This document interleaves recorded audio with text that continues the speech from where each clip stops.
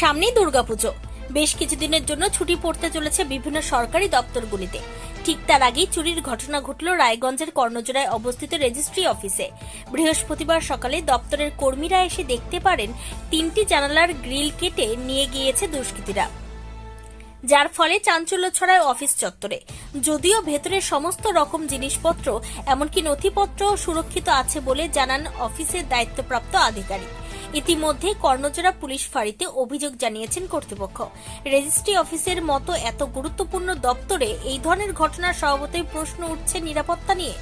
আগামী দিনে এই ধরনের ঘটনা ঘটার আশঙ্কায় রীতিমতো দুশ্চিন্তায় দপ্তরের কর্মীরা। স্যার বলছি, এখানে কালকে চুরি হয়েছে একটা ঘটনা শোনা যাচ্ছে, কি ঘটনাটা যদি একটু বল। আমরা নাইট গার্ডের কাছ থেকে সকালে এসে জানলাম যে 3টা জানলার গ্রিল ভেঙে নিয়ে চলে গেছে, কিন্তু ভিতরে মালপত্র অক্ষত আছে, সেগুলো চুরি টুরি কিছু যায়। আপনারা কমপ্লেন করেছেন? আমরা কমপ্লেন কর্ণজোড়া ফাঁড়ি ইউনিভার্সিটিতে কমপ্লেন করে চিঠি দেখা হচ্ছে। ভিতরে কিছু নেয়নি? না, ভিতরে কিছু। আপনারা সব দেখলেন? ঠিক আছে। সব কে বা কারা এগুলো করতে পারে বলে ধারণা? এটা তো আমাদের পক্ষে নিশ্চিত করে বলা মুশকিল।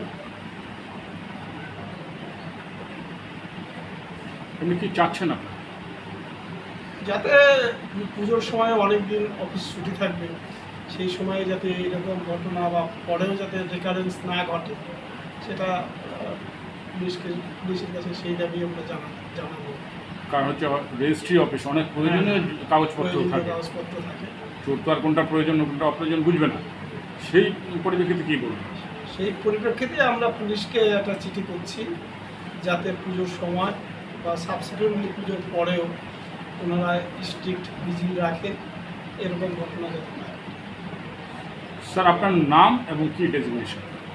আমি বিভূতিভূষণ মণ্ডল, ডিস্ট্রিক্ট সাব রেজিস্ট্রার।